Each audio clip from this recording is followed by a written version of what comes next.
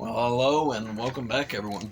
Apologize for my voice. I'm a bit sick, so that's great. But anyways, if you looked at the title, then you're here because you want to hear my pitch for the Arkham Legacy game, which, of course, that would be the Arkham Origins sequel involving the Court of Owls and the Bat Family.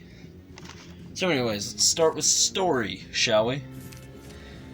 So, anyways, facing the Court of Owls and Talon and having to rely on allies, including, the Bat Family and Gordon, and with this, still keep a large focus on the detective side of Batman, due to this being one of the best parts of Arkham Origins, and, of course, one of my favorite parts of Origins.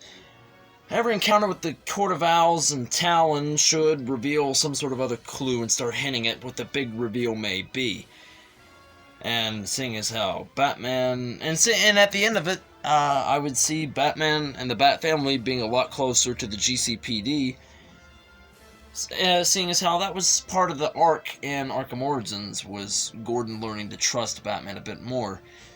So with this, you could start building up more towards that, so you see, like it is towards the end of the series, where the GCPD was fully just on Batman's side. Anyway, speaking of the Bat Family, let's talk about my roster for it. Bruce Wayne, Batman, of course, Barbara Gordon, Batgirl, Jason Todd, Robin, Selena Kyle, Catwoman, and Dick Grayson, Nightwing. Let's get into some character descriptions for this one. Batman should be a bit more refined since Arkham Origins. I do like the angry characterization that Arkham's gave him, and I think you should keep a little bit of that. But have him be a bit more well-rounded, seeing as how there was a character arc of him going through that in Arkham Origins. Batgirl, Barbara Gordon, would still be going through training, starting her field missions, so nothing too big. She hasn't exactly faced any large supervillains yet.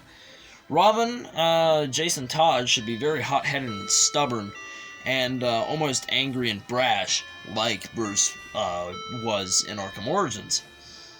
And it would be a nice arc for Bruce having to sort of teach that lesson, or at least attempt to teach that lesson to Robin. He should be hot-headed, but he should also show that he is skilled and intelligent.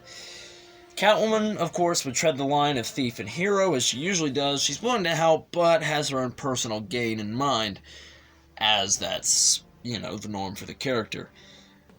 Nightwing, he has just begun, or just, maybe months into his tenure as Nightwing. He left due to wanting to leave Bruce's shadow, but he's also still willing to help his father, because why wouldn't he? Especially with the situation of the Court of Owls coming in. So, anyways, speaking of the court, let's talk about the Court of Owls and Talon. Their influence and corruption should be spread all over Gotham, the politics, GCPD, Wayne Industries, the criminal organizations, everything should be sort of under their control secretly. And it would create a very good piece to just have that large detective focus that I was speaking of earlier. And it would create a sense of distrust, as, you wouldn't be able to know who you could trust. Thus having to rely more on the Bat Family, rather than, say, even Lucius Fox or anyone like that. You could even lose a bit of trust with Gordon, or at least just the GCPD in general. Now, around the time, as I said, this is an Origins sequel, so this is maybe, let's say, Origins is year 2, so this would maybe be year 4 to year 5, maybe. That is a very awful estimation, and I should have taken a look at the timeline. But this is after, this is obviously after Arkham Origins Blackgate, the multiplayer, and the Cold Hard, because, I'm not going into the timeline. There's so much that's canon and not canon, I'm not getting into that. But, as I said, 2, maybe 3 years after Origins, as I said, Bruce, like I said earlier, is more refined. Dick is left to become Nightwing. Jason Todd has become the second Robin, and Barbara has started her tenure as Batgirl. And, of course, Selena Kyle was already established. Now, here's my sort of idea for side missions. Certain ones would affect certain characters, seeing as how this would be a large focus on the Bat family. So, Robin, he would have Black Mask gang missions, Scarecrow missions, Zsasz missions, and a mission where Anarchy returns. The reason I chose Black Mask specifically for Robin, or Jason Todd, was because of the events in the Arkham Knight DLC. Alright, and also, for Catwoman, we would have thief missions, you know, stealing from rich officials, things like that. Even stealing from the Court of Owls, so obviously setting up some sort of rivalry there. Also, I just threw in Ragdoll because I think that would be interesting having to go up against another thief. If you don't know who Ragdoll is, just like look it up. There was a thing from the Batman 2004. Nightwing would have Penguin missions, mainly because the series sort of like it's like, oh yeah, they've got some sort of rivalry, but it's never really explained. So why not? Deadshot, Clock King, and possibly even Tony Zuko. You know, have him go and track him down now that he's on his own. Batgirl, local drug dealers, Calendar Man, Crooked Cop, Crooked Cops in the GCPD, along with the Mad Hatter. And for Batman, you would have Two-Face, Poison Ivy, Killer Croc, and Clayface. Each one of these being side missions. So you can obviously tell there's a wide variety of side missions, some only pertaining to certain characters. And the length of this game, I would say, takes place about, or not when it takes place, but the length of it, the actual time, about 1 to 2 months. I don't want any of this more. I don't want any more of this one night garbage. All right, it's very annoying, and it makes me upset.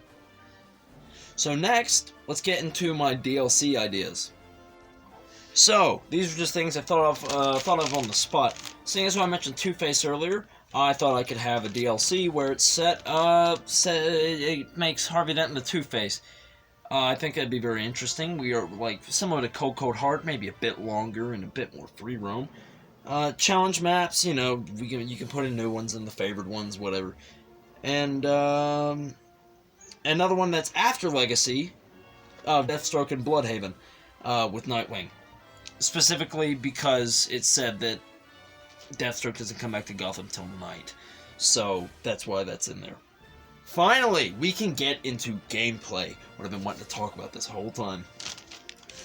Think like Arkham Knight's combat, and mine is the Fear multi-takedown because it's the biggest bullshit I've ever seen. Please bring back the shock gauntlets. Those were some of the coolest things in Origins. Also, big thing, each character should feel different from each other. Some should have, they should have different fighting styles and use different methods. And, you know, it's clearly obvious. They shouldn't just feel different through characterization, but also through gameplay themselves to help differentiate them. Traversal, glide, and grapnel as usual. It doesn't really make sense for the boosted grapnel being here, but it feels awful without it. So I'm not going to touch on that. Now, time for the biggie. Vehicle gameplay. Put in the Batmobile, put in the Batcycle, and put in the Batwing. All for travel only. I don't want any goddamn tank battles in this anymore.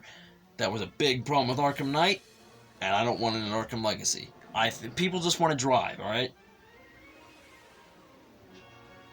The new gadgets that I had in mind were...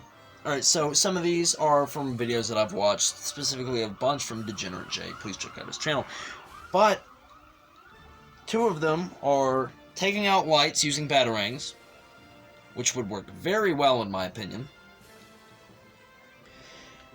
A magnet batarang, which you would throw against a wall or throw on the ground, and it would rip the gun out of an enemy's hand. Multiple smoke pellets, which can be upgraded through it to have like maybe 3 or 4 instead of just the usual 1 within Predator encounters. And the Bat Swarm Beacon. That's the name I came up for it, which of course is the little frequency generator that calls in a massive swarm of bats. I think that would work well in regular combat encounters and Predator encounters.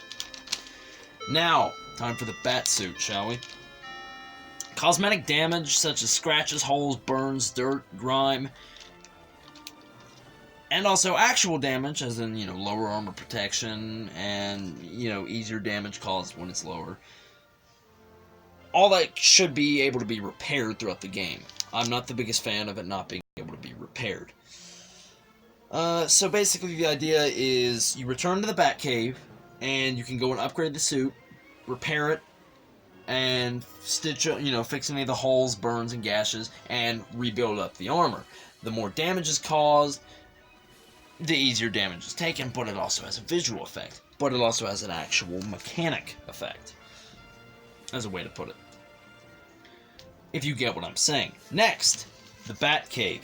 I want it to play a very, very big part, seeing as how we've only seen it as a challenge map, pretty much, and the most we've seen of it actually is in Origins and Asylum. Asylum being the Arkham wing of the Batcave, and in Origins sort of being a home base. I want it to be used a whole lot more than it has been in the past. The Batcave would sort of serve as like a home base, as I said just a few seconds ago. It would be used for the vehicle switch, character switch, an upgrade area, training, and challenge map area. You could develop new gadgets, switch suits, repair the suit, as I just previously mentioned, a trophy room, which would grow much, much bigger as the game went on, as you faced more villains, and gathered more evidence and things like that. You should be able to talk with Alfred, seeing as how that was a lot of people's favorites, including mine, in Arkham Origins, just having those very well-written conversations with Alfred. Also, you should be able to enter and exit the building using a vehicle, and it should go right under Wayne Manor. And it just feels nice to me. I feel like it would be so much fun to just go and do that, if you get what I'm saying. Alright, next, we got a biggie here. The open world. I think it should contain almost all of Gotham. I think, like, combining the Arkham Knight map with the Origins map, which also contains this Arkham City map, but have a bunch of the large skyscrapers. Please, that's what everyone wanted. Also, I think you could possibly even include Arkham Asylum. Have Arkham Island be a part of it. Have Wayne Manor on the island be a part of it. It would make the city feel very large and give a bigger reason to use things like the Batwing to get across the city much, much, much faster instead of having to go through the streets. Another thing would be the weather cycle. I would want a very rainy, and I would want rain, fog, thunderstorms. I want it to be clear. Sometimes I want it to be cloudy. I would want snow as well. I think it should be very random. Maybe even include a thing, oh yeah, if you set the clock in December, then it's snowy, or things like that. I feel like you could do a lot with that. And with games like GTA doing it for years, I think it wouldn't be that hard to have a weather cycle in a Batman Arkham game. Now, to get into the differentiations between characters, of course, Batman should feel very blunt and brutal at times, and very very powerful whenever you play as him. Barbara Gordon, she should feel a lot more light, not as heavy or bulky, but still be able to, and much faster as well. I think, and obviously Nightwing and Catwoman should feel a lot more acrobatic and sort of smooth and sleek when moving around and fighting. And of course, I think Jason Todd Robin, seeing as how it's Jason Todd, I think he should sort of tread the line of like going really brutal at times to just, a normal Robin fighting style. And I think that would work very well, and obviously, seeing as how in the later game he becomes Red Hood, or spoiler, Arkham Knight, dumbest shit I've ever seen, but it's besides the point. Anyways, that's just how I would differentiate between them. Anyways, ladies and gentlemen, I want to thank you for watching. I really do. It helps out a lot. Please like, comment. If you like the video, please like it. If you dislike the video, please dislike it. And tell me why down in the comments. And give your thoughts on how you would do the Arkham Legacy game. Clearly, this is just my opinion and just how I would pitch the game. And a lot of these things might not even be in the game that I want to be in the game, but that's fine. WB Montreal knows what they're doing, despite whatever the hell they're doing with their marketing for the game, but we're obviously getting something. And it might not be exactly what I have envisioned in my mind, but I'm sure they know what they're doing. So, I want to thank you again for watching, and see all you guys later.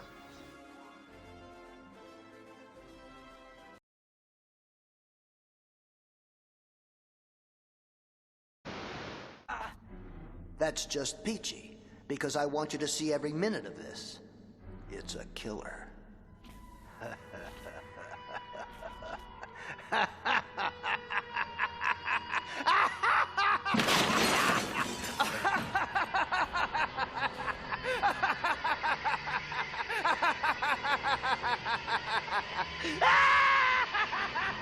God. Oh, I never get...